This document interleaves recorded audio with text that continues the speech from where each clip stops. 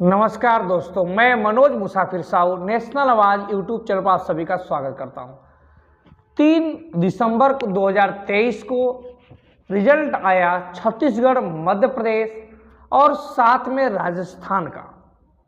अगर आप गौर से देखें तो छत्तीसगढ़ में भाजपा की सरकार बनती है, पूर्ण बहुमत की सरकार है।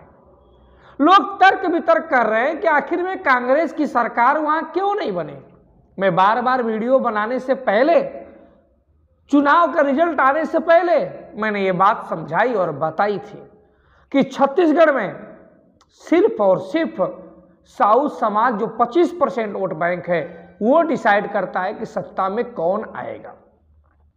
जब पिछले 15 साल लगातार भाजपा ने साहू समाज को न्याय नहीं दिया, लगातार 15 साल रमन सिंह की सरकार ने, भाजपा की रमन सिंह की सरकार ने साहू समाज के व्यक्ति को राजनीतिक में हिस्सेदारी नहीं दिया, तो साहू समाज के लोग खफा हो गए। 2018 का विधानसभा चुनाव हुआ, साहू समाज ने पूर्णतः लगभग बहिष्कार कर दिया। मोदी जी को जाकर चुनाव में कहना पड़ा कि जो गुजरात में मोदी होते हैं, छत्तीसगढ़ में वही साहू हैं, मैं आपकी बिरादरी का हूं। यह बात 2018 के चुनाव में मंच से मोदी जी ने कहा, लेकिन फिर भी साहू समाज के लोग, तेली समाज के लोग भाजपा को वोट नहीं दिए, जिसका परिणाम यह रहा कि कांग्रेस पूर्ण बहुमत में वहां पे आ गई। लोगों को लगा कि कांग्रेस जब पूर्ण बहुमत में आई है तो कांग्रेस ने 2018 के विधानसभा चुनाव में छत्तीसगढ़ में ताम्रध्वज साहू को जिताया था। राहुल गांधी के खास माने जाते थे, पिछड़ा वर्ग आयोग के अध्यक्ष थे, तो लोग मान रहे थे कि ताम्रध्वज साहू को पार्टी सांसद से हटा के जब विधायक का चुनाव लड़ाती है तो निश्चित रूप से उनको मुख्यमंत्री बनाएगी।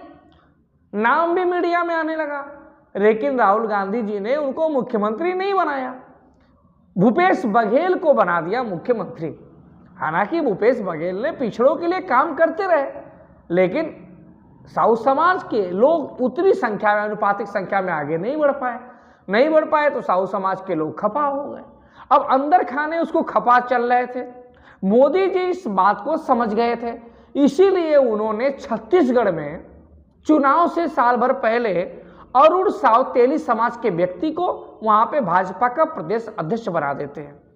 भाजपा का जब प्रदेश अध्यक्ष बना देते हैं, तेली समाज के व्यक्ति को प्रदेश अध्यक्ष बना देते हैं, तो वहां पे अब छत्तीसगढ़ में भाजपा धीरे धीरे फाइट में आने लगती है, लड़ाई में आने लगती है। हालांकि ये श्रवणवादी मीडिया को दिखाई नहीं दे रहा था, साहू समाज की ताकत को वहां नहीं पता चल रहा था। और उसी में हुआ क्या, आपको याद होगा कि साजा में विधानसभा में जो बिशनपुरा गांव है, वहां के ईश्वर साहू जो थे, उनके बेटे भुवनेश्वर साहू को कुछ मुसलमान के बच्चे ने उनको मार दिया था, उनकी मृत्यु हो गई थी, बड़ा हंगामा भी मचा था। जब वहां पे सांप्रदायिक दंगा हो रहा था, उसकी हत्या हो रही थी साहू समाज के व्यक्ति का, तो कांग्रेस को जिस प्रकार से उसको सपोर्ट में आना चाहिए था, कांग्रेस को जिस प्रकार से भुवनेश्वर साहू के परिवार को मदद देनी चाहिए थी, उस अनुपात में उस तरह से उन्होंने मदद नहीं दिया। ताम्रध्वज साहू जैसे लोग भी जो साहू समाज की नुमाइंदगी करते थे कांग्रेस में, वो लोग भी उनके दरवाजे पे नहीं जा पाए, जिसके परिणाम स्वरूप ये हुआ कि साहू समाज के लोग खफा हो गए। अब उन्होंने कहा कि भाई हम कांग्रेस को नहीं देंगे, कांग्रेस में हमारे लोग मारे जा रहे हैं। और जब ऐसा माहौल बना तो भाजपा तो इसमें माहिर ही है, उसने माहौल को झटक लिया। उसको मालूम है कि ये साहू समाज जिसको वोट दे देगा उसी की सरकार बन जाएगी।